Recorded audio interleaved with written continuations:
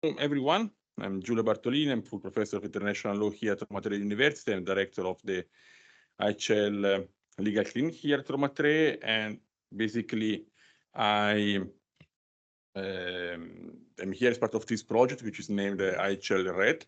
As you know, we'll put also the link to the website of the IHL network, which is a network founded by the European Union involving Roma Tre University, Bochum, and Leiden, aimed at enhancing the application of clinical legal education in international humanitarian law. The purpose of this conference, which is hybrid, so there are people present here in Rome as well as online, is to discuss about clinical legal education in relation to IHL. We are going to assess this topic based on different perspectives, mainly through a series of recurring topics on challenges as well as opportunities of clinical legal education that are going to be discussed in the next panel.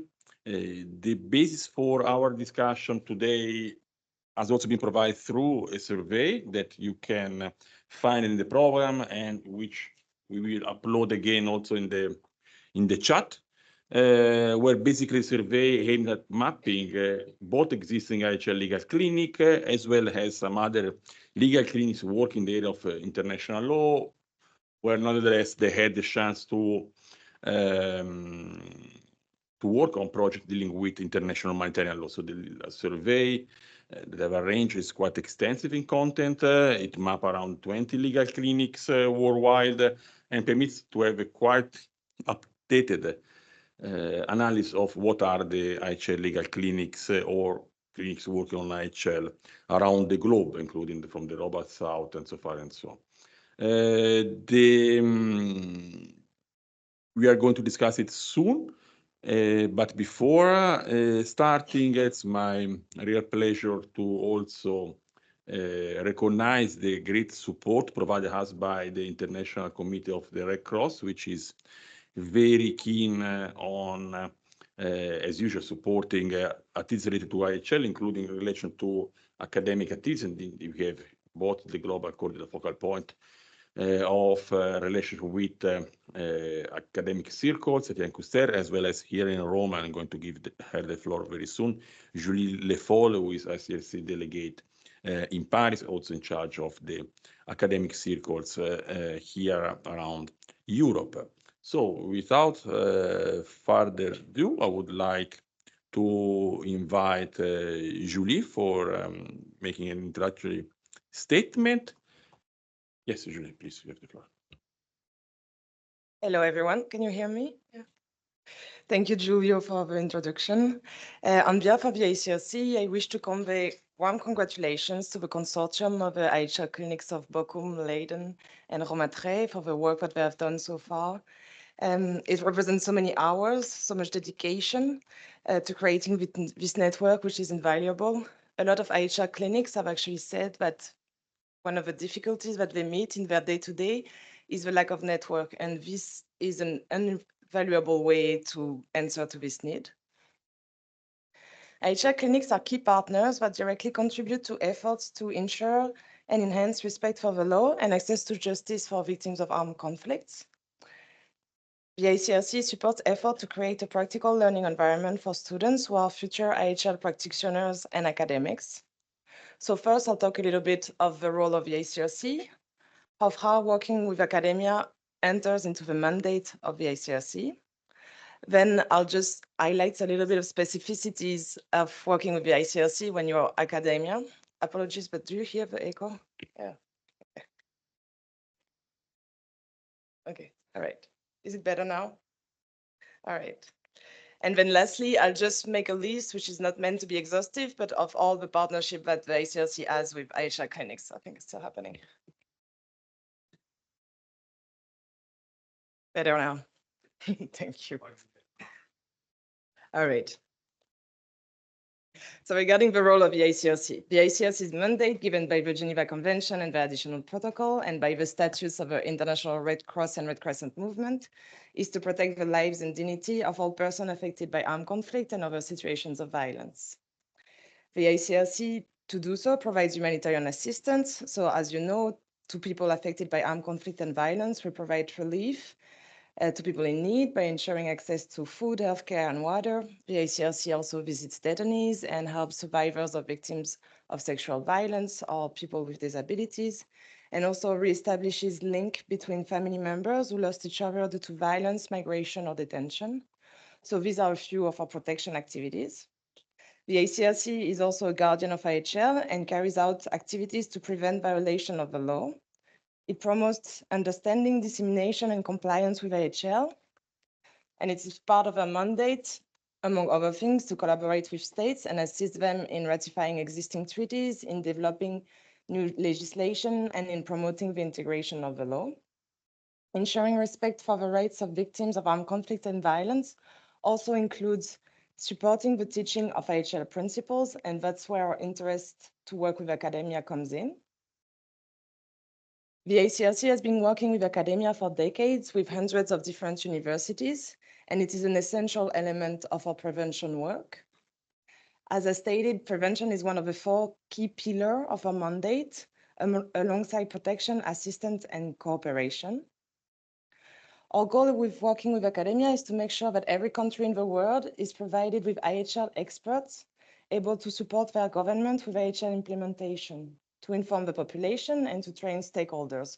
So I'm talking about civil servants, members of the judiciary, and armed forces.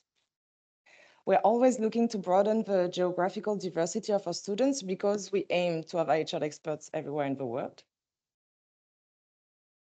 To give you a little bit of an idea, the ICRC collaborates with academia in various different forms to strengthen the understanding of the law.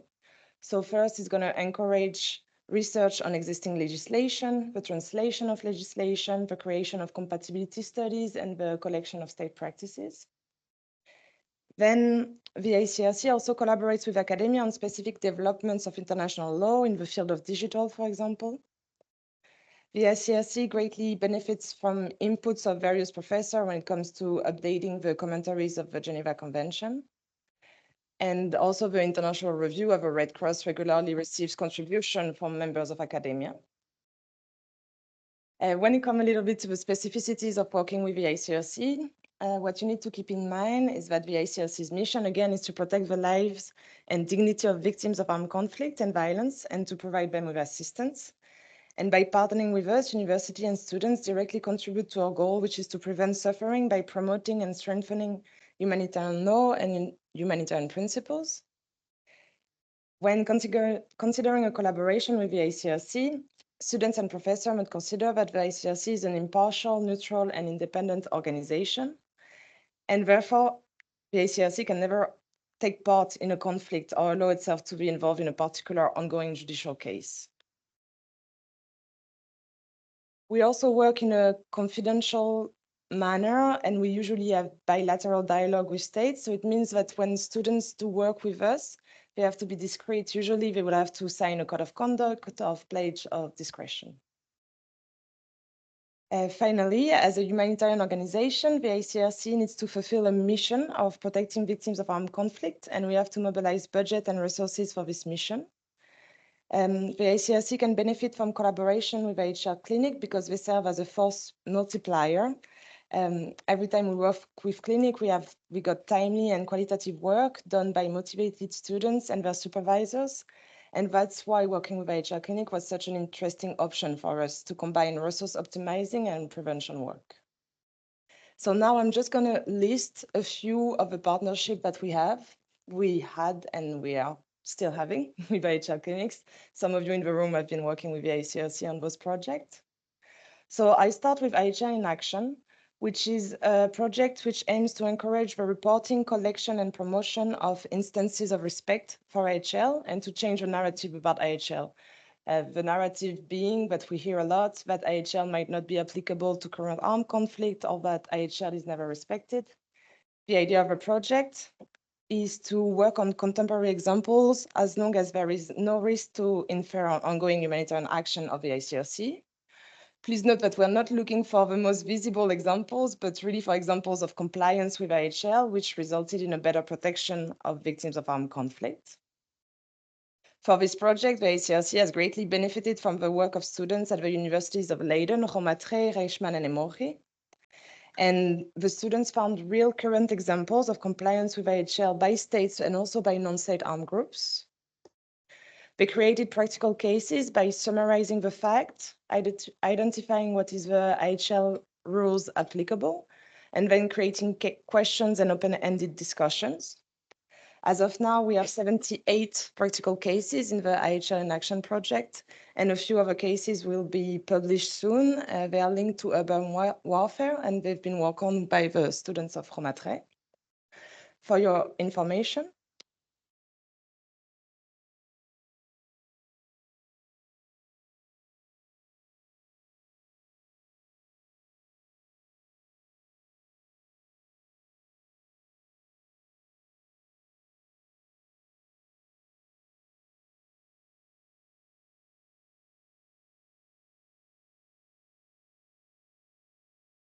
do you hear me?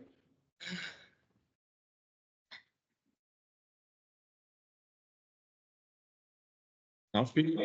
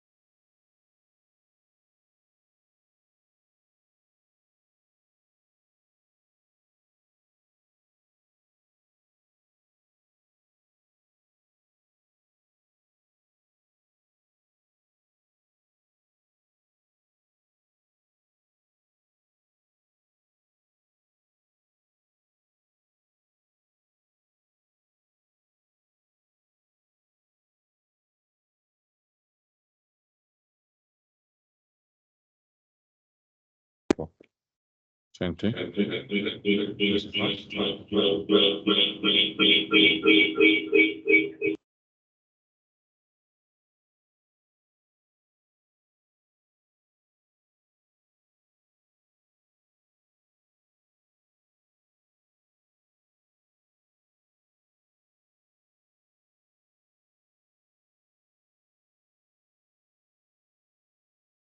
Speak.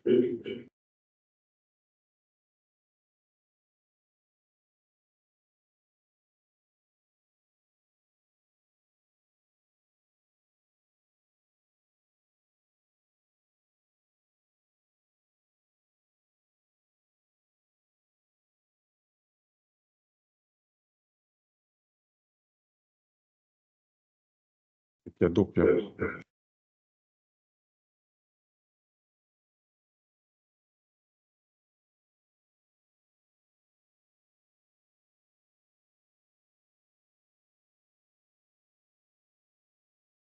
Ora? Etienne, can you hear me? Etienne, can you hear me? Without any echoes now. Etienne? Yes, it works okay. well. Thank you. Just a second, Etienne. Can you It hear works me? well. Yes. Ok. So we need, ok. Preparate il computer per i relatori su Teams. O gli dici di preparare il computer.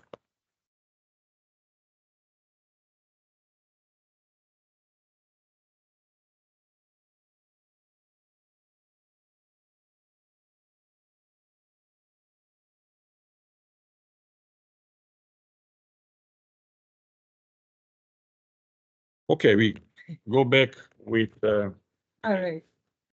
Apologies, everyone online. As you gathered, there was some microphone issues. Maybe you want, but normally you should be able to hear me now. Yes, should I go to? Yeah, okay. And for everyone in the room, can you hear me? Yeah, okay. So I was talking about the IHL in Action project. And I wanted to inform you that the Johannesburg University is actually integrating IHL in Action examples inside activities for LLM and PhD students. all the stories of compliance which are in the project are really used by the ICRC in their activities, in prevention activities. So in courses, in conferences, in dissemination of IHL with the armed forces and civil societies. And I don't know if you heard about it, but in 2018, the IHL in Action project was mentioned at the UN Security Council as well. So for the students, it could be a really great way to say those cases are going to be used really for dissemination activities. It is available in English and in French. Will soon be available in Spanish. And this is a call. The ICRC is always looking for anyone with means to provide translation because it just broadens the reach of the project. And so I'm going to give a few examples of different ways in which the ICRC and IHL clinics have partnered. Another way is the contribution to the customary IHL study. So for example, the Rome Tre University provided research on Italian practice in the field of IHL. Danish and German universities provided also compilation of state practice, compilations of documents such as military manuals, legislation, jurisprudence, and statement by government. And they provided translations of those documents also for the customary IHL study. Another project that we are working on would be the Others Law Protecting War online casebook. So I don't know if you're familiar with it, but it is an academic platform intended to support teaching of IHL in universities in an interactive way and based on contemporary practice. Right now, we are working with the International Law Clinic of the Paris 2 Assas universities on this project. We also work with universities and clinics on supporting the adoption of national law implementing IHL. So for example, with universities in Ecuador, Colombia, and Addis Ababa, we actively supporting them in supporting authorities to take legislation on the emblems, on the protection of the emblems. And we also work with Legal Clinic on research of specific topic. So in Ecuador, with the University San Francisco de Quito, there was an IHL compatibility study of national law, which was published with the support of the ICRC. And the Legal Clinic of Ain Shams University in Cairo, Egypt, drafted a report on the topic of the messing containing relevant case law. So again, this list is not exhaustive of all activities that we have with IHL clinics, but it's just to give you an idea of the different things that can be done with us. And as a conclusion, we would like to say that we are really grateful for all the work that has been done, to everyone who has been involved in one way or the other in helping us in our mission. And just end with an encouragement to say that any university is free to propose a project to the ICRC. We're able to discuss opportunities which are beneficial for students, for practical and concrete experience, and also for us, because it's valuable and qualitative work, which helps us in carrying our missions. You can always contact your closest ICRC delegation for this. So if you're in Europe, that would be contacting me. If you're not in Europe, contacting your closest delegation, or just ask me and then we put you in contact. And thank you for your attention. And I wish you a really great day. I think the conversation are going to be really enriching. And thank you for your attention.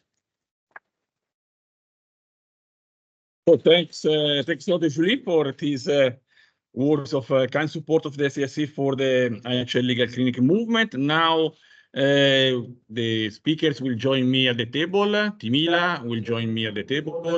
The same will be for Joanna and Ahmed, because we are going to have the first set of presentation by them.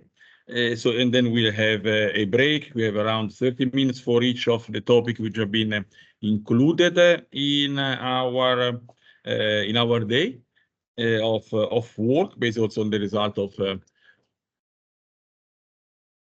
the survey.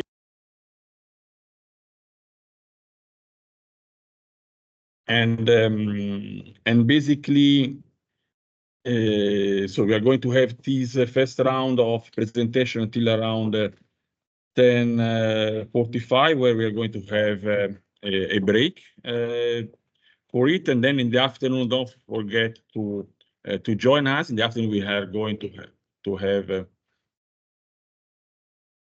we are going to have in the afternoon a series of presentation dealing with partners of IHL Legal Clinic, still with the role of chaired by Robert Heinz and with Etienne and presented from other NGOs. And then more relevant, don't forget that in the late afternoon, we are going to have the presentation of the resources developed by the consortium of IHL RED. So basically, a series of freely available tools arranged by the IHL RED Close project, which have been functional to manage an IHL legal clinic, will be presented. And you already have in the chat a series of links both to the survey as well as to the website of the IHL RED. So now we can resume, and I think we don't need all this stuff because at the end we fixed the problem of the micro. So apparently we can go back to the original setup. And the first panel, Timila can check the sound.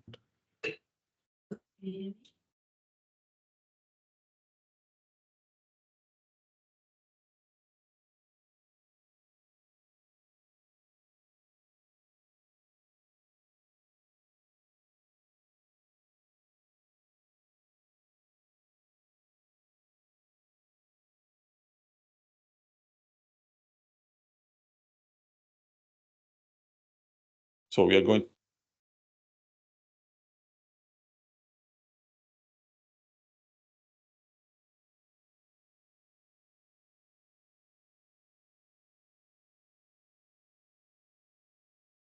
Okay, Timila, let's go back to the other option. And so basically we are going to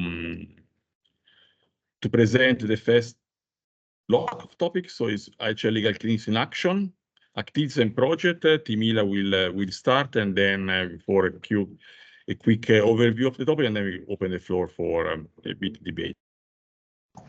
Okay, can I get a feedback from the people online if you can hear me through my computer microphone? Perfect. Okay.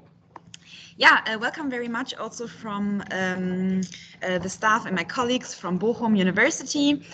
We are very happy to, after having been working with Giulio from Roma Tre and Robert from Leiden, and both staff from Leiden and Rome on the IHL RED project, to finally be able to present some first results.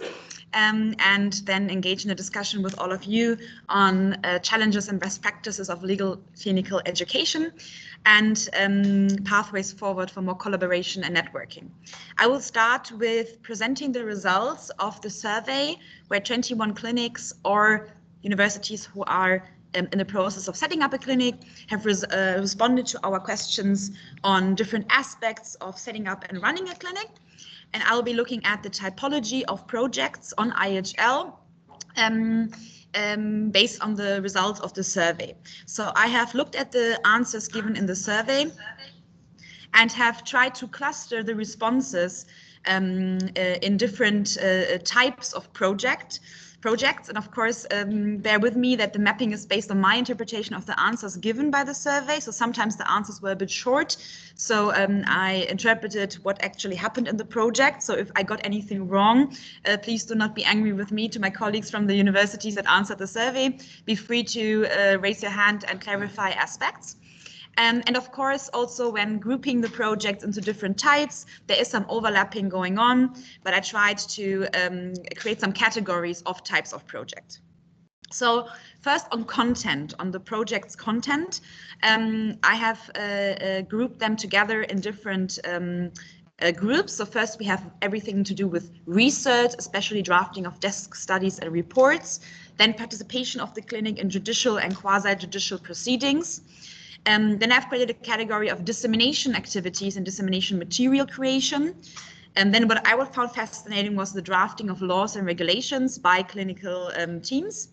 And then I have a category of innovative projects where I clustered some projects which deal with new technologies like apps, which we will come to in a second. Participation in competitions as a clinical activity, and then I will come to best practices and challenges, and I'm happy to open the discussion with the representatives of other clinics here, but also to the cooperation partners who are joining us today to facilitate the exchange on best practices and challenges.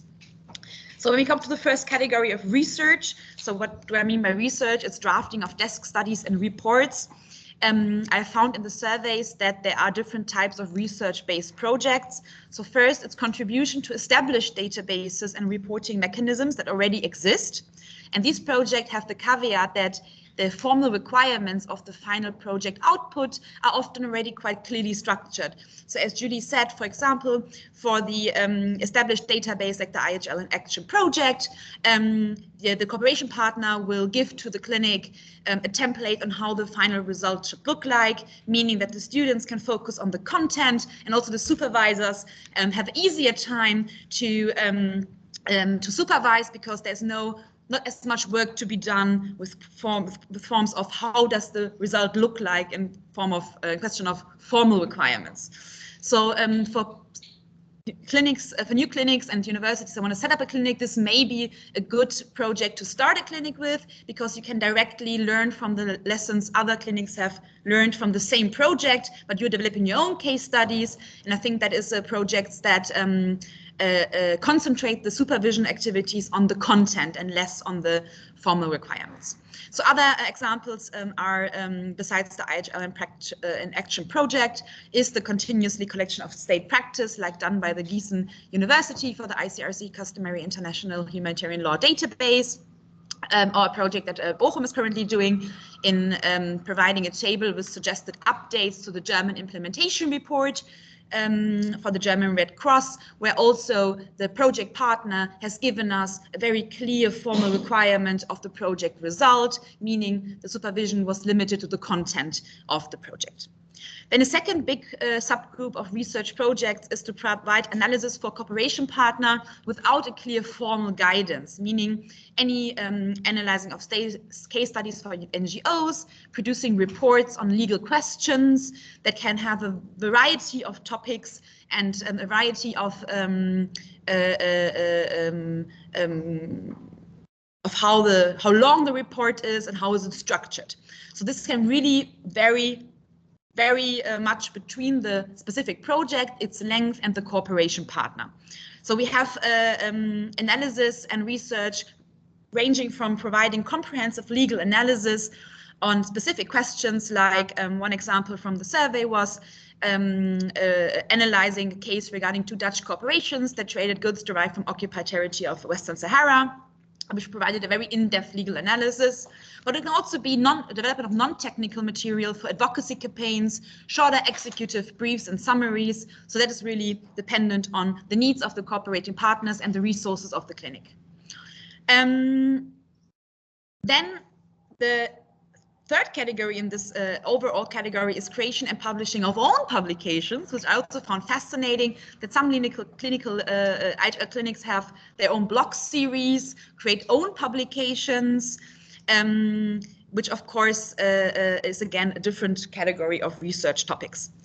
One example I found very fascinating was a writing of a prisoner's guide, and a colloquium organized about a Belgian mega prison, and also developing non-technical materials for advocacy campaigns on that topic, which I found it was also an interesting thing to have output that can be used by affected people, like, for example, prisoners.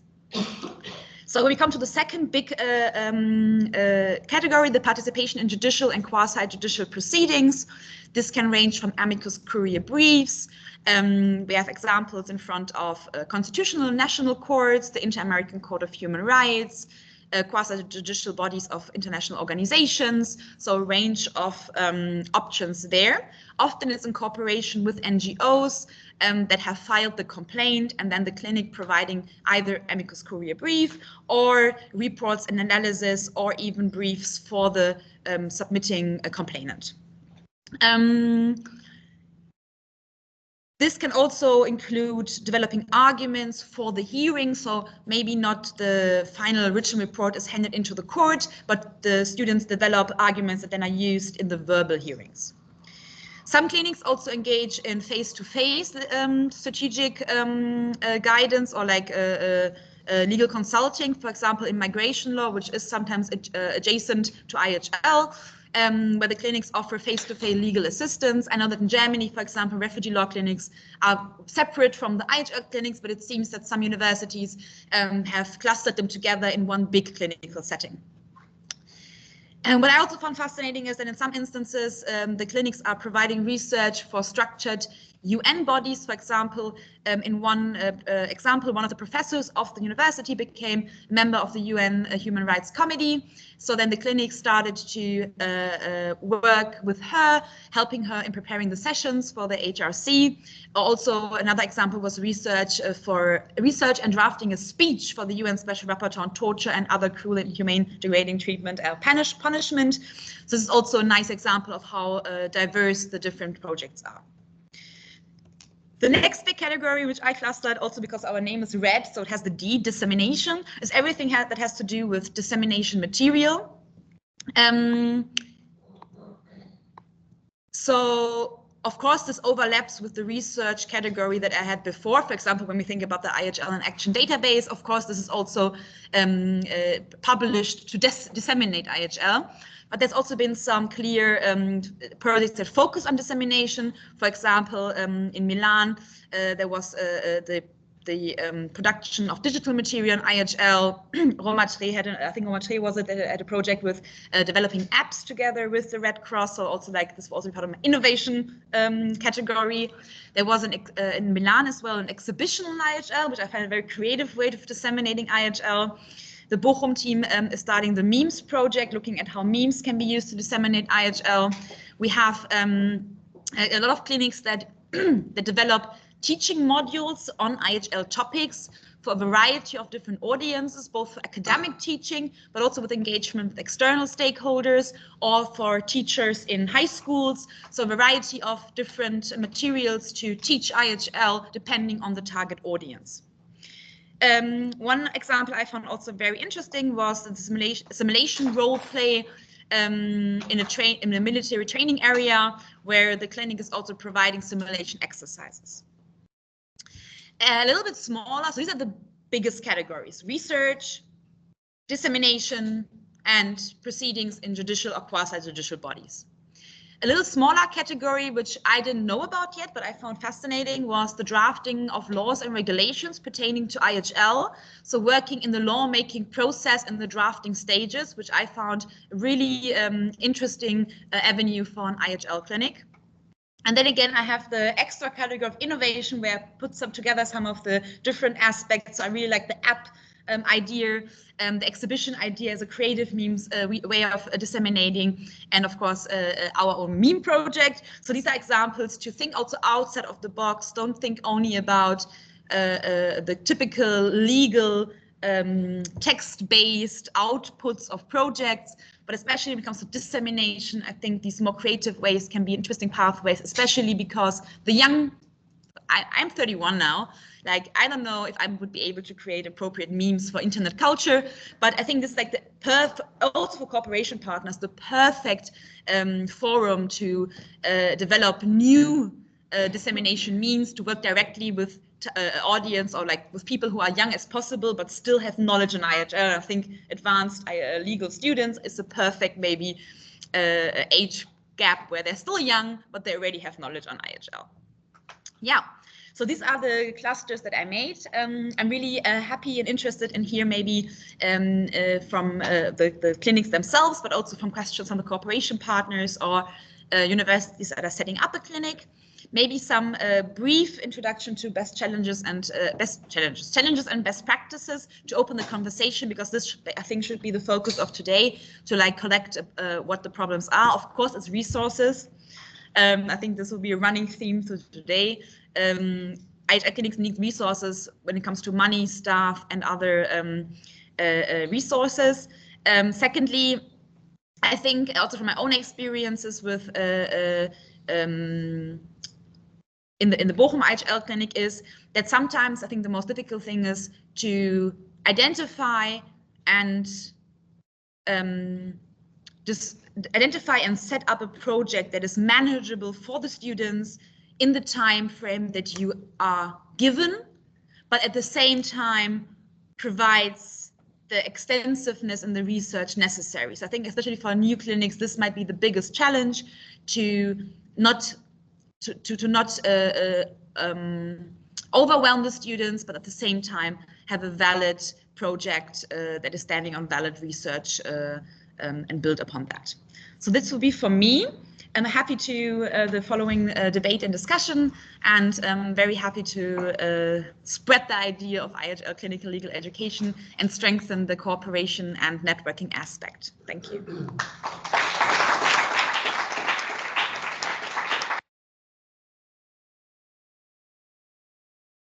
Okay, thank you.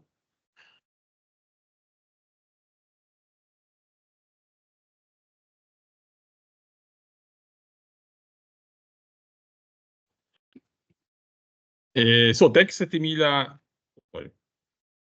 Thanks Timila for the presentation on very helpful, very comprehensive. It gives us a very interesting overview of the activities which have been carried out. So basically, I would invite some people to make some comments if possible. We usually have around a buffer time of 10-12 minutes for each topic, so people can also complement if they want, because that was the purpose. So also if online there are some questions in this regard, some comment on that. Otherwise, I can start with a question to Timila. So basically, Timila, so in your perspective, if you should give an advice to IHL Legal Clinic or to people who would like to set up, because the purpose also of our network is to facilitate the creation, development of new IHL Legal Clinics in a sort of partnership approach. We are not in a competition, but on the contrary, each of us is very interested to expand the network of IHL Legal Clinic. So what would be your suggestion? So what would you suggest to start first? Or with which partner or with kind of project? Yeah, that's an excellent question. So again, it's a legal answer. It depends. So I think there are different pathways. I think one good pathway is to work in like the IHL Action Project, in this kind of projects where you are providing new research, but in a framework that other clinics have done the same already. So you can reach out, for example, to us and ask how the IHL Action Project, how to approach it. And it's very, let's say, copy and pasteable. Right? Although the students do their own research, the way of approaching it, you can learn from the lessons already learned. If you start a new project with a cooperation partner, then on, for example, writing a report, then maybe you have to think first of how long should the report be, what kind of language, what is the target audience, how do I format it, and so on. And this can be sometimes more supervision heavy. Another pathway would be if you, and I think this is like the most important thing that we also will touch when we come to cooperation partners. I think the IHL clinic is also working best when you as an academic use your already established contacts to individuals in NGOs or organizations and use this already existing working relationship in the clinic. So if you, for example, as a scholar have worked with certain NGOs on certain projects, maybe as a consultant yourself, or on a joint research projects, maybe approach these people that you already know from previous work experience, if they could think about creating a project together for the clinic. Because you know the people, it's easier to approach, and you already have maybe an idea, maybe you already worked on similar projects in different settings, like example consultancy, but then you can take a similar approach to the clinic. So this would be my second suggestion, because then you can build on already existing best practices, either from other clinics like the IHL Action Project or from your own experience with working with a certain partner. I think there was like, yeah.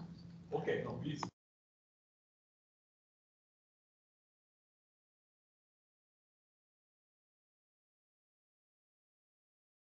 Can you hear us, Etienne? So let's see if you can hear. Yes. Hi, just to follow on from that really good suggestion, I think, sorry, I will wait. Are people able to listen to the question made by our colleague from Utrecht? Yeah, Jessica so maybe Dorsey even also from Utrecht just University. Okay. So okay, good, great. Hi, just a follow up. I think it's a great, and it's the only way I know of actually starting up projects is because you've already built up such a trust relationship with NGOs you already know. I think a follow-on suggestion to that from my own experience is also to be very clear about expectations. to your societal partner or your NGO, as well as your students, because in essence, you're bringing your network, your own reputation to the table. And I think it's just about, it's not about being in a threatening way or something, but rather also just explaining certainly to the students what it means your professional reputation comes along with their ability to work on these projects. And then also the other way around, tampering sometimes expectations from NGOs or organizations about the level of the students. So thinking about it comprehensively. Maybe to respond to that really quickly, I can totally agree. That's amazing and very, very valid comment, because you do not want to destroy your already existing relationships if the project does not work. What I can suggest regarding that, I didn't want to maybe overstep, and maybe that you also touch upon that. But what I can suggest is having a clear written agreement with the cooperation partner, like an abstract outlining the project, which you then also circulate to the students, because this sets the expectation for the students, but also for the cooperation partner, because there has been times where the cooperation partner is so excited about the project that suddenly it has more and more ideas that the project can elaborate on. And it's important to say, oh, this is like amazing, maybe we can do that next semester, but for this semester the students will not be able to do more than what we already agreed upon. So it's expectation management. So this, I think, could be a way to do it, to have like a 1 or 2 page summary of who's the cooperation partner, who's working on the project, who are the contact responsible people on both sides, but also a brief outline of the project and a brief outline of the timeline that you envision. We do that with the memorandum of understanding. Yeah. And they fill it in together so that. Now we have Hugo. Yeah. I will repeat that the comment was that that Utrecht is doing it through a formal memorandum of understanding, but it can also be depending on the project. It can also be, of course, named differently, abstract of a project, but it all falls in the same category, I would say. Thank you so much. And now we have Hugo. Yes, please. Okay. Good morning, everyone. My name is Hugo Cagüeñas. I'm from Universidad San Francisco de Quito, from Ecuador. Thank you so much for this very organized presentation where you summarize several of the aspects that we have at the survey. I have a comment and a question. Some of the projects that you refer are those that we are implementing at Universidad San Francisco de Quito. For example, the proposals for legal reforms at national level, and the reports for the International Red Cross Conference. And due to that, my question is, how do you manage those kind of projects that takes you a long time? They are long time projects. And one of the challenges that some of the clinics have is that they have a limit time on the semester, maybe one semester in 1 year. And the projects, for example, for the reform of the regulation of the protection of the emblem of the Red Cross, it took us almost 5 years. So how to manage this kind of projects with what semester, or those kind of projects of reports or litigations? So after all your analysis, what do you will say to them? Well, in the case of our university, it's a compulsory course. It's 1 year course, so all the time I have students to do that and to keep working on that. But I think that it's challenging from those, or it's better to choose other kind of projects. That's my question. Thank you. So in Bochum, we haven't worked on projects that long, but I would say maybe because NGOs sometimes face the same issues. If you work on a process for a long time and you have changing staffs, I would say, of course, knowledge management and like keeping a lot of thoughts you had that maybe didn't end up in the final project, still keep it somewhere written. And then the second thing I would say that maybe, but also you had a project that ran a little bit longer, so maybe you can also answer to that, Johanna. But I would say that maybe there's opportunity for students who have really participated the first year. Maybe they can come on board on a supervisory activity. Of course, if there's again the resource question, it would be lovely if it can be paid in some like student assistant maybe capacity. But if it's not paid, maybe it can be seen as an extracurricular engagement of the students, and you can reward them with a certificate or a recommendation for their work ethics and so on. So see it like as a social, how you say it, engagement activity. So this would be a suggestion to like have this knowledge management, but still give the students and empower them to say, you worked at this as a student, and now you can become an intermediate supervisor to the next generation that are continuing your project, and like by that also validating the students. But maybe you can also say something towards that, Johanna, because you had projects in Leiden that at least were 2 years, I think, right? Yeah, we used a similar approach at times when we had the capacity to supervise this additional supervision level of more senior students. So that's also something to take into account. I think that also depends on your own availability to supervise this step. Other than that, yes, as you said, NGOs are also sometimes facing this staff turnover. So I guess making the time to just document your own work also is something that needs to be done, even though we're usually stretched at capacity. Pressure could also be made by people connected online, so they just raise their hand as usual in this online meeting. If there are no further questions on this first cluster of issues, I would like to thank Timida for her fantastic presentation. I really appreciate the capacity to arrange an overview of the survey, but as we discussed also before, we should take into account how IHL could be addressed not only by proper IHL legal clinics, so legal clinics devoted just to IHL, but on multiple occasions we have recognized how legal clinics working in the area of Etienne. Do you have a question? Yes, I think. Yes, I have one question. Please finish, and I can ask my question later on.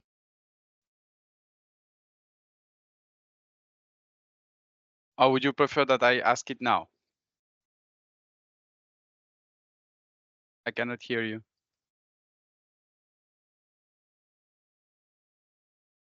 Yes, can you speak? Yes. Okay, so maybe I'm asking the question. So thank you for the very detailed presentations about so much work by the IHL Clinic. I'll be quite direct and straightforward. Today, in certain parts of the world, we face an important disenchantment with international humanitarian law linked to the ongoing armed conflict, at least some of them. And so my question to all colleagues involved in the work with IHL Clinics is, what about the motivation of students to engage? Do you see any limitations in that respect, some cynicism, and does it change your work? Or do IHL Clinics have on the agenda some projects that are linked also to re-enchanting IHL, or at least to develop some further knowledge about IHL and also fight prejudices that may exist in that respect? Thank you very much. I don't know if you want to pick up this question. Otherwise, we also have a section on the role of clinic students, where maybe this point would also be addressed specifically.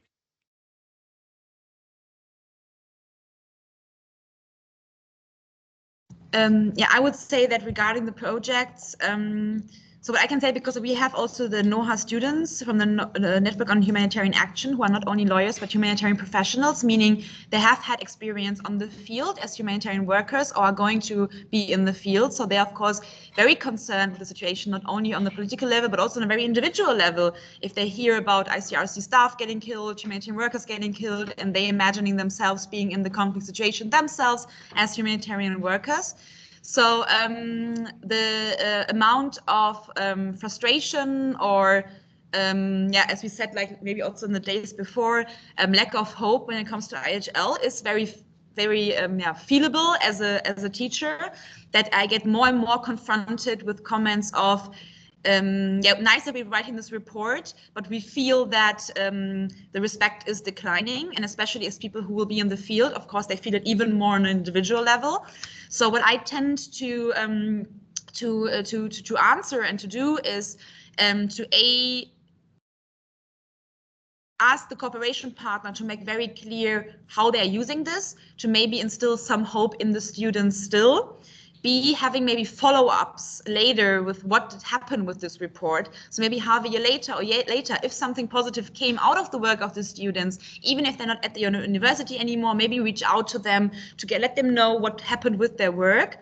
And then thirdly would be to really engage with the students on this more maybe emotional level, which maybe sometimes is difficult for us as scholars, but like listen to them, take them serious, and engage with them in this debate, and also share that sometimes maybe you as scholar feel the same way, and maybe go on the eye-to-eye level exchange on these topics. I think helps very much. But that will be the answers that I have developed so far. But I do notice that it's getting more and more difficult. Also, if students come from regions where the conflicts are ongoing, right? So this also, of course, makes it much more difficult to deal with this maybe sense of loss of hope if the students come from the region where armed conflicts are going on and IHL is not respected. So very valid comment. Thank you, Etienne. I'm happy if also afterwards or now any of you have also ideas on how to deal with that. Maybe also we can engage in that. Okay, Timila, thanks Thank a lot you. for it was very good question by Etienne, but also the answer by Timila was interesting to frame the topic as well. So now I said we can move to the second cluster of questions. So as I said, IHL Legal will also be addressed by different kind of legal clinic, maybe mainly the one dealing with human rights, but also with other topics. And indeed, also in the survey, we had some example of such activities. And in this regard, we'll have asked Ahmed Khalifa from Ain Shams University to address the topics. So please, Khalifa, you have the floor.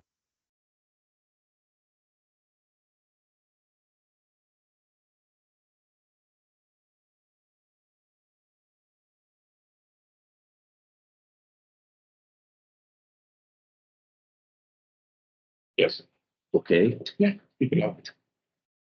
Okay. So I don't have to use any of the microphones. Okay. Let's speak out. Yeah. We can do that. So good morning, everyone. My name is Ahmed Khalifa. I'm assistant professor in Ain Shams University in Cairo. I'm really happy to be here, and this is the second time in Rome. 6 years ago, there was another conference like this one, organized also by our Bartolini, to whom I address my special thanks for all the efforts of putting together not only today, but also all the students event that ended yesterday. It's tremendous work for him and his team. We thanked him yesterday, but there are other colleagues who are only here for today, and there was a battle for 3 days, So thank you so much for the invitation and for putting together such conference. I'm really happy also to see the network is still growing. Also 6 years ago, I think the number of our colleagues were smaller than this, whether online or physically present. This tremendose effort that started with this network of legal clinics working in IHL. Of course, one of the main driving forces for it was our dear colleague Robert Heinz from Leiden, alongside with Julio and later on with the colleagues from WUCON. And now we are having more and more clinics who talk together, discuss together, and maybe finding ways of supporting each other in a way, even by sharing information. And on this point, I also would like to thank for the idea of the survey and for making it public. I don't know whether it happened before or not, but this is the first time. So it needs, I put a special thanks for the idea of the survey. And I had the task of going through the survey and looking on how the projects from different clinics may intersect with international law, public international law. But let me tell you that even though the majority of the clinics have websites, but the survey was very useful for me as a reader, just to go in 50, 60 pages, quick reading in 1 hour. You have an idea about what are people doing everywhere. An idea without the details. If you want the details, you go more. You get inspired. You get some ideas, and I think that the idea of the survey could be a best practice that we should maintain in the network. That I will talk a little bit at the end about the network. So after this introductory thankful note, actually, I intended to discuss more or less big parts of what Camila discussed, because the clinics, actually, very few clinics define themselves as IHL clinic properly, exclusively. So the majority of the clinics of in the survey, 21 legal clinics, they either have a very generic title. I don't think there is anyone that is called public international law. So it's either international humanitarian law, international criminal law, human rights, that includes a lot of things, and then there are different projects under this heading, whether it's human rights or humanitarian law or other things. So I totally join and thank Camila for the categorization that she did for the activities that has been done. We all know more or less the dissemination, research, and reporting and joining cases. So I'm not repeating this. She saved me some time. I will just highlight that I got inspired by two things.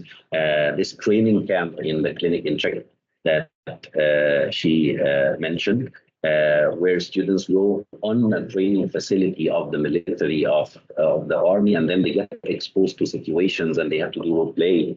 Definitely before hand, there are certain preparation that we don't know from the survey, but it's an idea that is really innovative, creative, but it also tells us a little bit about how the clinic director role is also to adapt to his or her own context and find things that not necessarily have been done before. And another thing that I found interesting, and it perfectly sit outside the IHL perspective, but it's very interesting, that the Clinic of Amsterdam, I believe, they worked on a project to write a speech for the UN Special Rapporteur on torture and inhumane cruel treatment. So, but this is something that I didn't know that any of the clinics are doing. So there are always room for new ideas and for new interventions. As Tamila covered most of the ideas, other projects that can cover with refugees, for example, certain projects are having a component on IHL, while the main project is public international law. Public international law, I mean, you are masters, it covers everything. So I would, in my own clinic, it's not a clinic in IHL, it's a general legal clinic, and then depending on the project, we find whoever will assist in that, and there are certain areas of international law. But I would like also to maybe let you know or share with you some information. I will use my minutes that Tamila saved me in talking to you about another group of clinics. I wouldn't say it's a network. It's not. It's a group of clinics in a project that I'm coordinating in the Middle East of establishing 20 clinics in 20 universities in 5 different countries: in Egypt, Palestine, Iraq, Lebanon, and Jordan.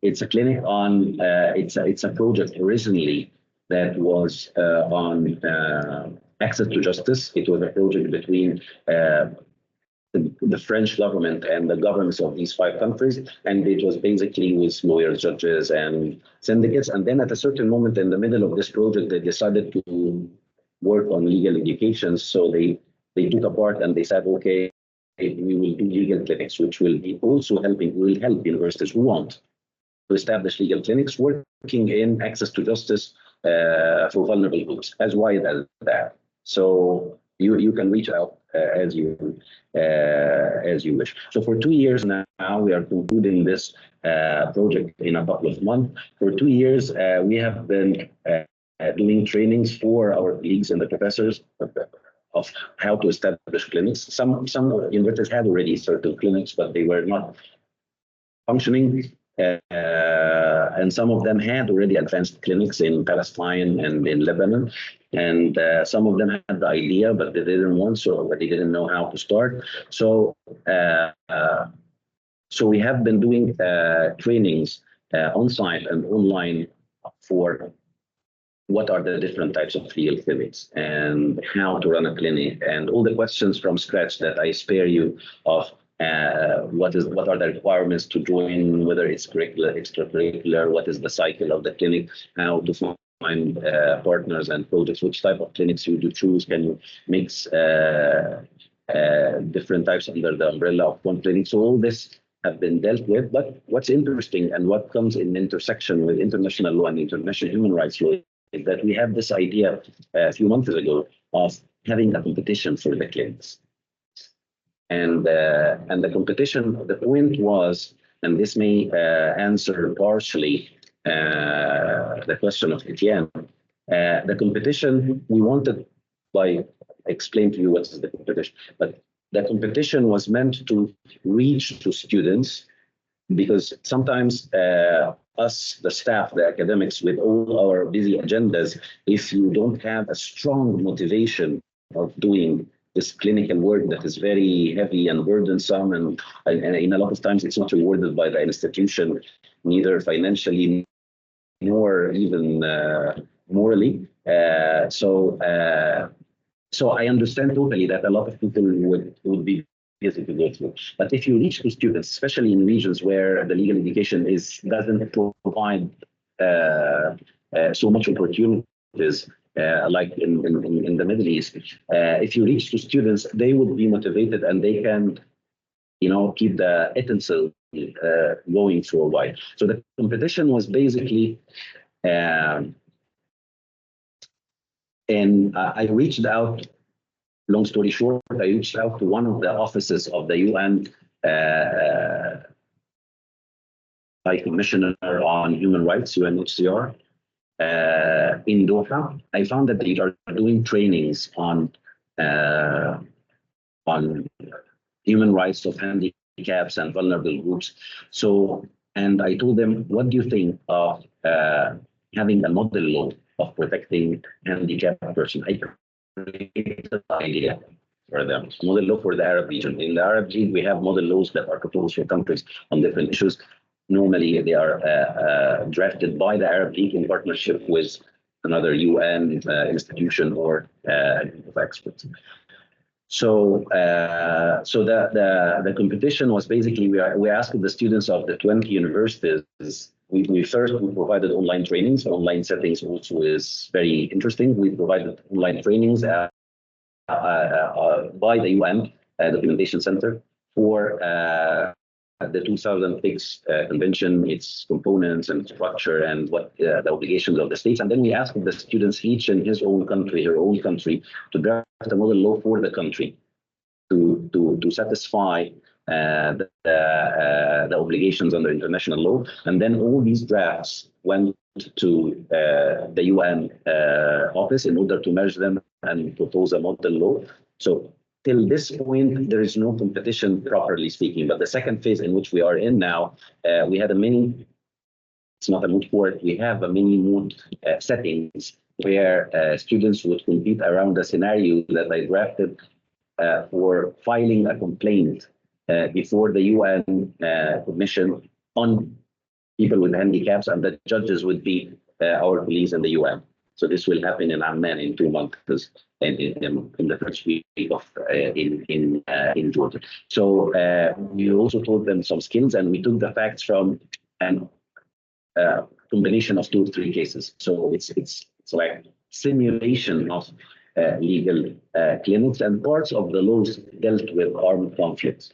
They just joined, they connected the dots with the rights, the Convention on the Rights of Children, or the protocol on protecting certain groups, or whatever. So you have these intersections once you get going. The challenge, and here I know I have to stop at a certain point. I can discuss several details, but the challenge is always to find the project and to respect the expectations of the partners, and to respect also the capacities of your students wherever they are, because a student in the LLM program in Leiden is different than a third-year student in a Muslim country. It's not undermining anyone, but it's a different level of build-up and different level of education. So my solution to that, or my hope, actually, it's not a solution. It's a solution that would bring me back to the network. And it's easy to talk, but I mean, we are here to talk and discuss, even if we are not able to achieve everything that we aspire for. I think that joint projects could be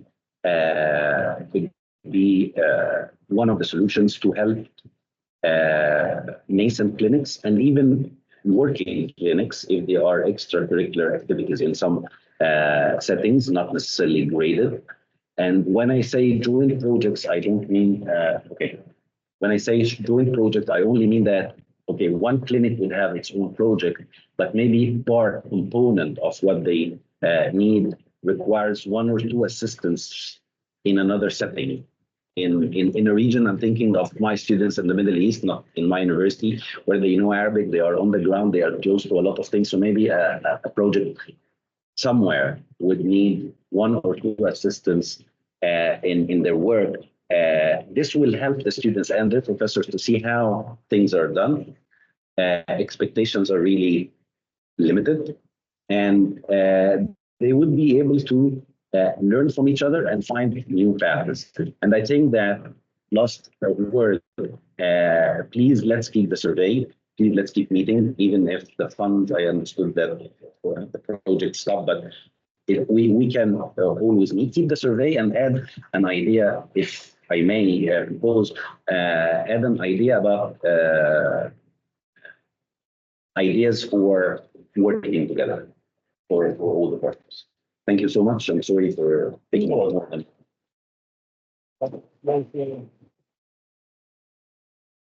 Thank you, Ahmed. Thank you, Ahmed, for this introduction on this topic. So as you can also recognize from the survey, indeed there are a series of IHL legal clinics which work on public international law aspects, and then they have a track on IHL, or that's the case of multitask legal clinic. We have example like the Rosa Parks legal clinic in Leuven, Paris, where basically there are different pillars of the legal clinic. Other could be more human rights oriented, but there are a specific section devoted exclusively to IHL. The same is for legal clinic which have a mixed approach. So basically you have an example of legal clinic, we have both IHL as a track, but plus human rights law. That's the case for Hugo, for instance, or international criminal law. That's also the case partly with Robert, but also, for instance, the founding father of IHL Legal Clinic, Emory. The name is Emory International Law Clinic, and they address multiple aspects related to the use of force. So jus ad bellum, criminal law, IHL properly. So there is a way also, if your appetite or also the lack maybe of perspective for focus only on IHL, there is still the chance to focus also on IHL as part of a broader folder, which might permit also to secure project, because that's also another problem. So maybe also the idea to have a sort of multitask legal clinic. So that was the point of the presentation, engaging with international humanitarian law in public legal clinics might be significant in this regard. So also to expand the chance for IHL legal clinic to be addressed through a clinic, to IHL to be addressed through a clinical legal method. Maybe the idea to have multitask legal clinic is relevant, as well as example like provided by Amsterdam with the legal clinic on business human rights, where just a couple of projects address IHL, like for instance, for trying to figure out potential criminal prosecution or corporate responsibility for companies selling weapons in areas where there are clear violations of IHL. So that's also another way for IHL to enter through clinical legal projects. So I'm wondering if there are some questions on this point, both from the floor as well as online. Online, I don't see yet any specific point, and the same is here in the room. So yes, please. Borka.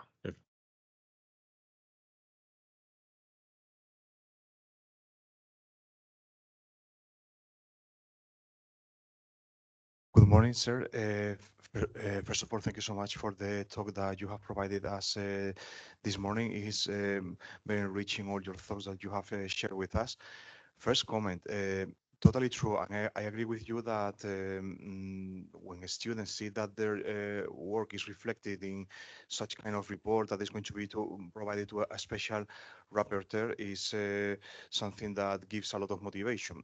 In SHAPE, for example, we have many legal clinics with different universities, and in 2018, precisely working with, I don't remember which university, but they drafted an amazing report on human shields. Precisely the following year, we completed additional research with the Geneva Center of Security and Policy, and also our head of the legal office, Andrés Muñoz Mosquera, he encouraged SACIR to write a letter to the Secretary General of NATO in order to raise awareness on all nations on the issue of human shields. And I have also a question as regarding joint projects, multitask legal clinic. What exactly are you referring to? Maybe joint funding, joint request to the European Commission or to other institutions? Because I know that the issue of funding is not easy sometimes, and of course you have to search for the funds for different activities. But just your thoughts on this. Thank you so much.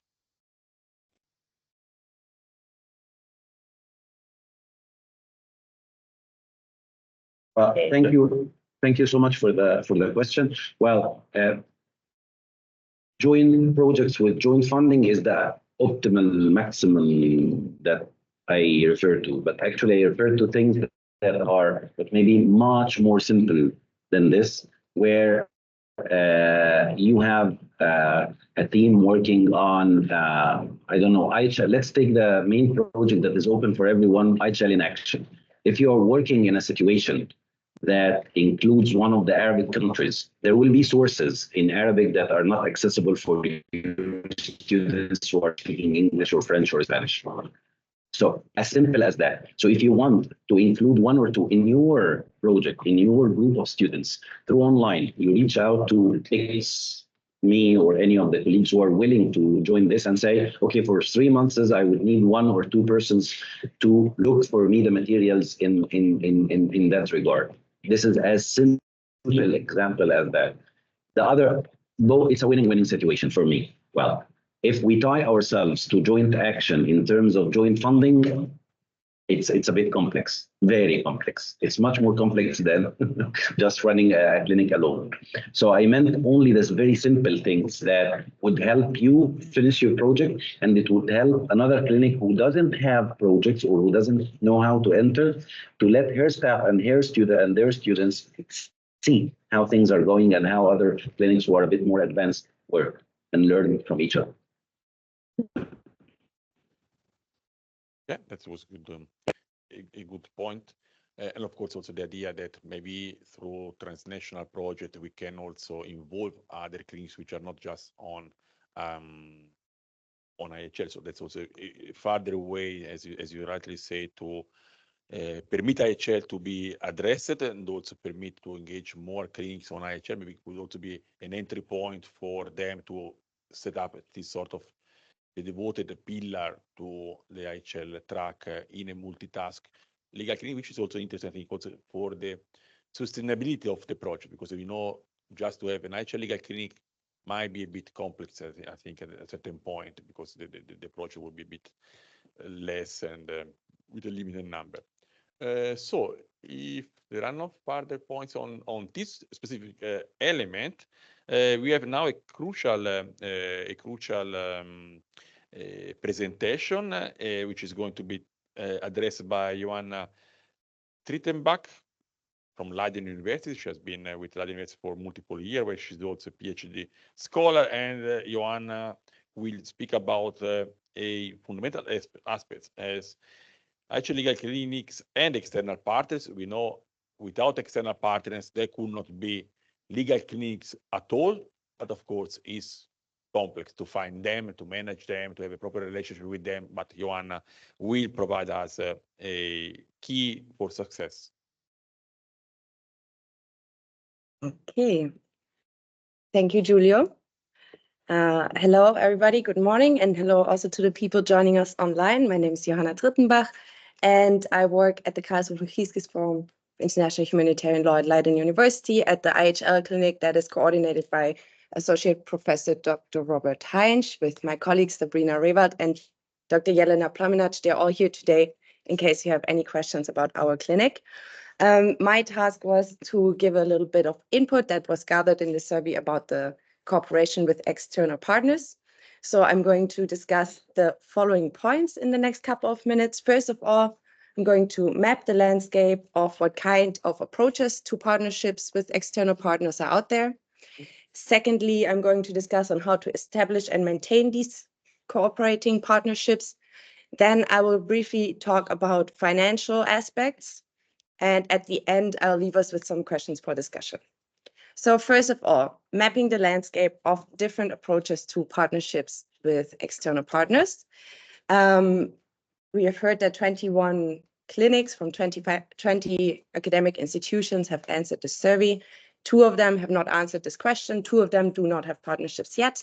And for the other ones that answered the question, I would say that there are basically 3 different approaches that can be taken.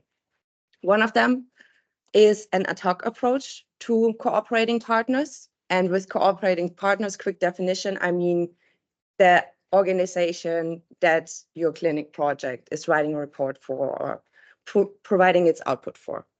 So in the ad hoc approach, we see that there are some clinics who change their cooperating partners quite often. Every semester or every year that the clinic is running, they engage with somebody new.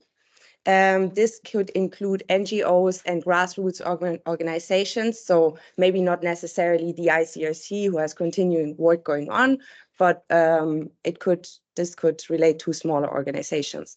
So for example, the University of Amsterdam International Law Clinic partners with either NGOs, civil society organizations, international or regional organizations, tribunals, courts.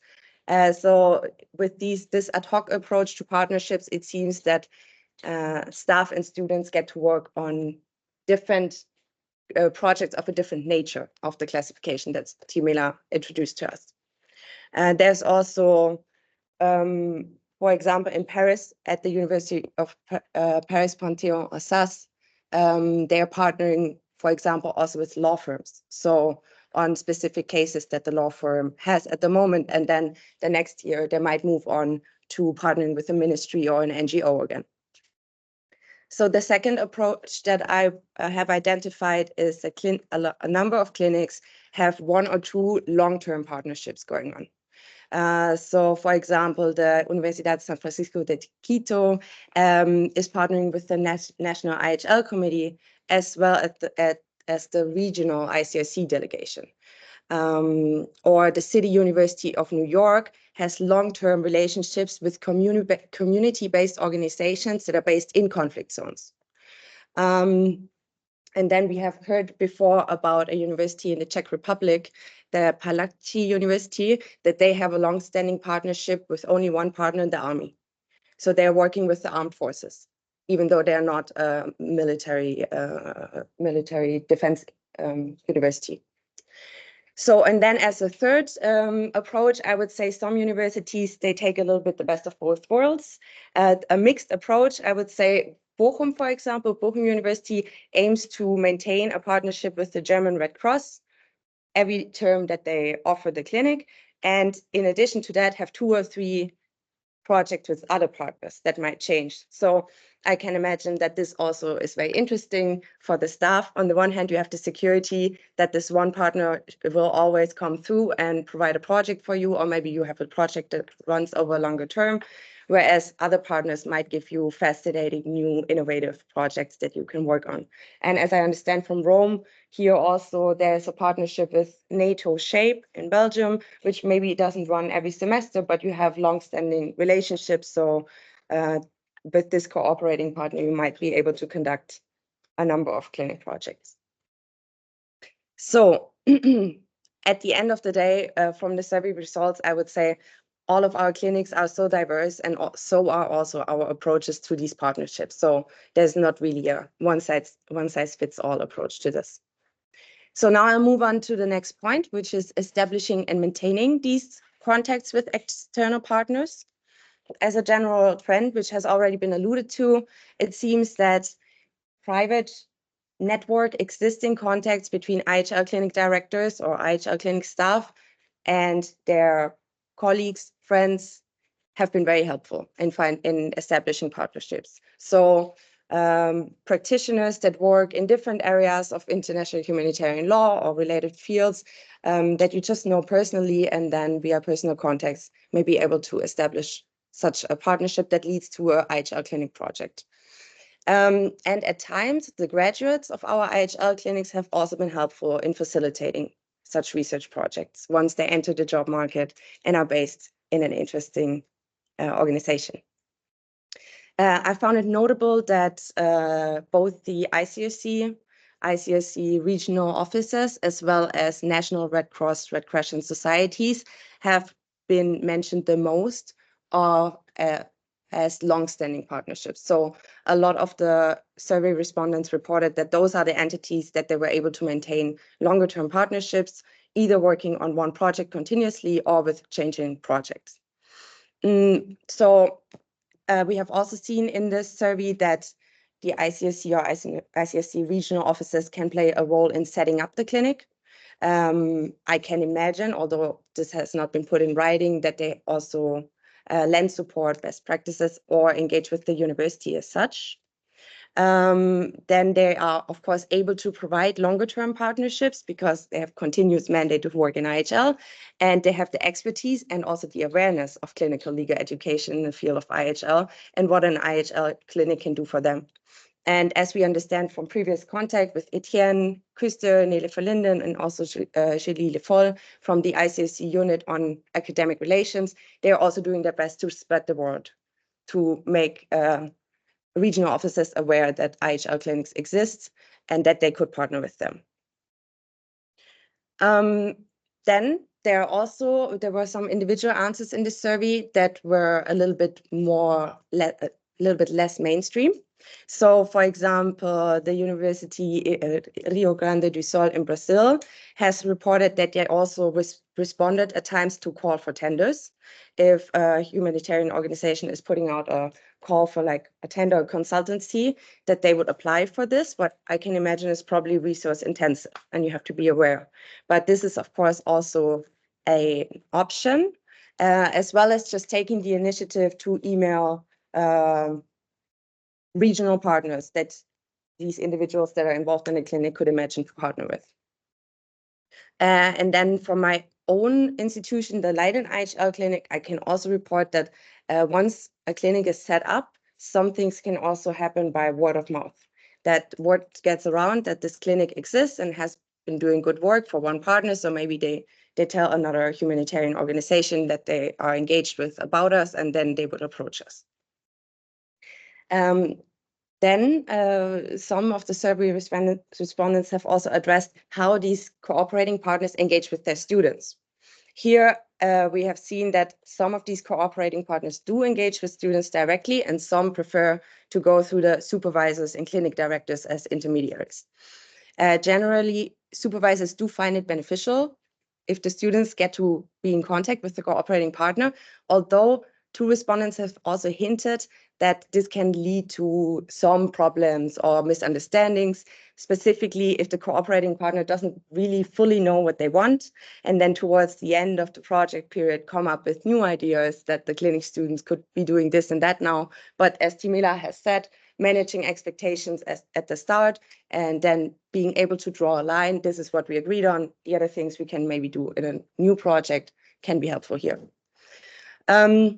A number of respondents, however, have reported that they also perceive a problem at the cooperating partner side, that oftentimes it seems that the cooperating partners don't have the capacity to engage with students, to provide timely feedback and engage with the work, which can be at time a little bit frustrating. But yeah, we of course understand that also the humanitarian organizations don't have unlimited capacity, just as we do. Generally, the general trend was it would enhance students' learning experience if they had direct contact with external partners. So, and now I'll move on to my next point. As mentioned, 20 academic institutions have responded to the survey. They came from 16 countries, 5 continents. And guess what the challenge is that we all face? It's finances. So financial support from external partners is difficult to obtain, or rather, some, like most universities, report that ideally universities invest in the clinic and there would be structural funding for staff. However, some have tried for a long time and don't see success. So they say alternatively, funding from external partners would be desired. And just to be clear here, when I talk about external partners, it doesn't necessarily have to be the cooperating partner that we're doing the research with. So an external partner could also be a private foundation, for example. So there's KU Leuven in Belgium that has reported that they receive a little bit of funding from a foundation that's called Leuven Foundation. My own IHL clinic, the Leiden Clinic, has in the past received funding from a private foundation, the Gieskes Foundation.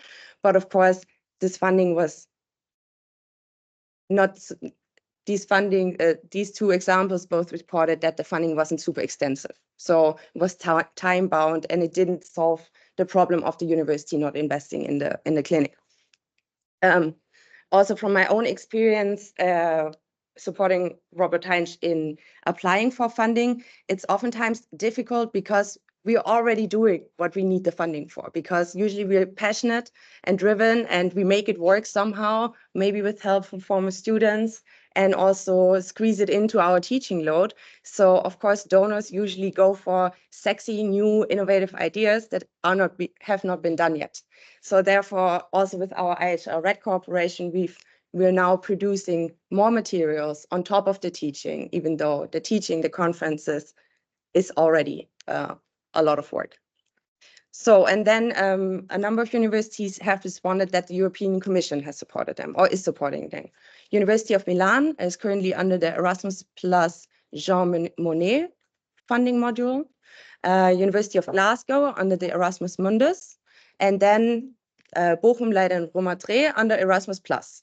And in Erasmus Plus, we are under the funding scheme Cooperation Partnership for Higher Education.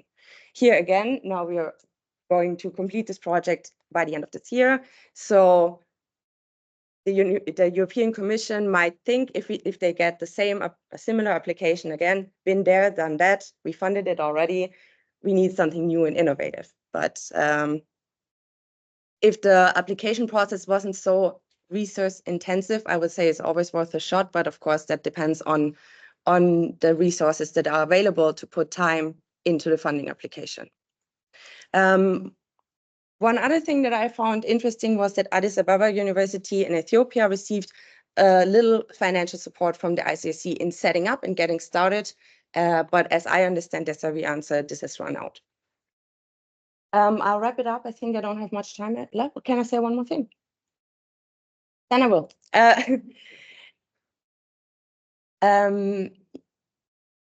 From my own experience at Leiden University, I know that there's also the possibility that a cooperating partner for whom we do the research might remunerate the work, which is usually not the idea because the clinic usually offers pro bono support, right? But it can be possible that also for the work output that we produce, clinics might receive a little bit of funding from the partner. When my colleagues and I reflect on this, of course, it can be necessary in certain points, but there are, next to the benefits, of course, also challenges to this, because if the research output is remunerated, that might add some new dynamics to it. Of course, what is priority is ensuring students have a good learning experiences, meet their learning objectives, and are not too overwhelmed. So that means maybe to keep any pressure from them. Maybe supervisors might feel some pressure to deliver in accordance with what was agreed on, and then to also towards the end of the project, keep the partner happy and do this and that and extend a little bit and so on, even though we might not have the capacity. So here, I think it's always to consider what are the pros and what are the cons of entering in something like this. So as a conclusion, I would like to ideally leave you with the takeaways that our clinics are diverse, and so are our approaches to the external partners. Some clinics go for the approach of ad hoc relationships with external partners, whereas others maintain more structural and long-term relationships that might even span over one clinic project over a number of semesters. Here, most notably, ICRC regional offices, and Red Cross and Red Crescent societies are one of the structural partnerships that are out there. IHL clinic directors and staff have been successful with just reaching out on their own initiatives to any partner they would like to cooperate with, and have been successful in fostering such a new relationship. And partnerships to external funding partners are also possible, for example, private foundations in certain cases. So that brings me to the end of my review of the responses to the survey. I personally find two things interesting to discuss, but I'm also looking forward to your questions. So on the one hand, I would like to ask to the room and also to the virtual room, what do IHL clinics need from external partners? And how can we communicate that maybe jointly, more broadly, to cooperating partners rather than leaving it up or to bilateral discussions? Like, for example, what can existing cooperating partners such as the ICRC and Red Cross Red Crescent societies do for us? And then a second question that's on my mind is, how can IHL clinic directors and staff support each other in their challenges that they're facing with the topic of cooperating partners? So, for example, has it ever happened to you that somebody approached you to partner a project, but you did not have capacity? And then what did you do? Did you just say no, or did you refer them somewhere else? And how can we maybe go about this in the future? So thank you for your attention. I'm looking forward to your questions. Thanks a lot, Joanna. It was very interesting, and of course, you even put already some questions on the table to be picked up eventually. Let's see, are there any feedback on the point made by Joanna on also from online? In case, just check if someone is online. Otherwise, we'll start we started with one question to Joanna. So there is another point of also we had the advantage of sometimes you say of a recurring partner, which of course would also be boring for the clinic. I would say, because at the end you also have the same staff of project, the same partner on the other side, but at the same time to also secure a series of projects which will be there. So what would be for you a potential way? So maybe suggesting the other external partner, other types of project outputs which will be of interest. So how do you think the legal clinic can lead the process? Because also in my case, sometimes we expect that legally the external parties approach you, but at least in my case, it was more sometimes the opposite case. So I approach some external party and say, okay, now you need us, because now you can do this one project in cooperation with us. And there were multiple, even quite senior in terms of seniority of the external partner potential cooperation. So this point maybe is not very well addressed in the survey sometime, but I found on a personal note, also speaking with the other, quite common, the opposite way around. So a more proactive role by the clinic director on that, but would you think this could be done just because there are already some personal partnership in place, or how far can legal clinic go there? And it's also reflect on the potential idea of the network, like the idea of to set up this sort of list of IHL legal clinic or whatever. So How do you see? Yeah, thank you very much. So on the first aspect that you raised, whether it can get boring to always do the same thing over and over again, I think it's never really the same thing.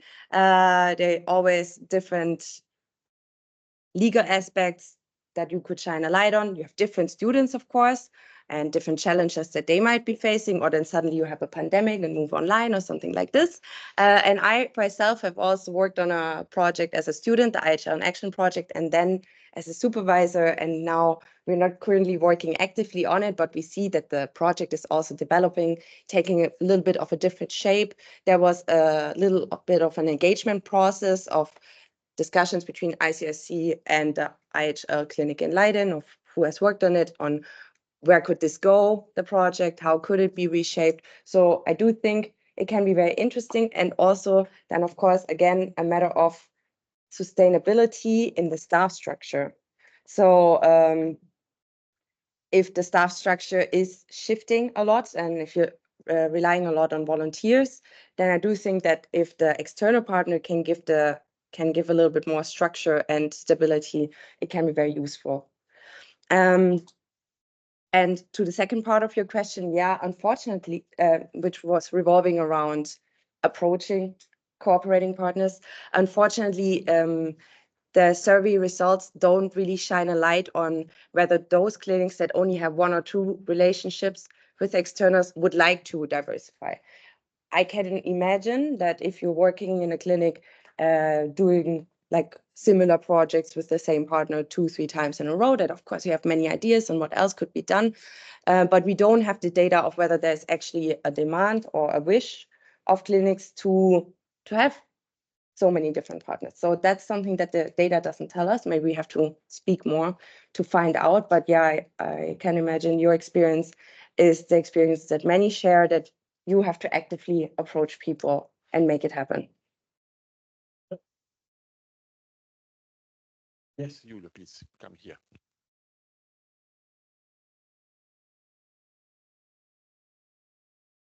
Julio, you can introduce yourself. So, yes, I'll give you the speaker. Yeah, also, put you with the.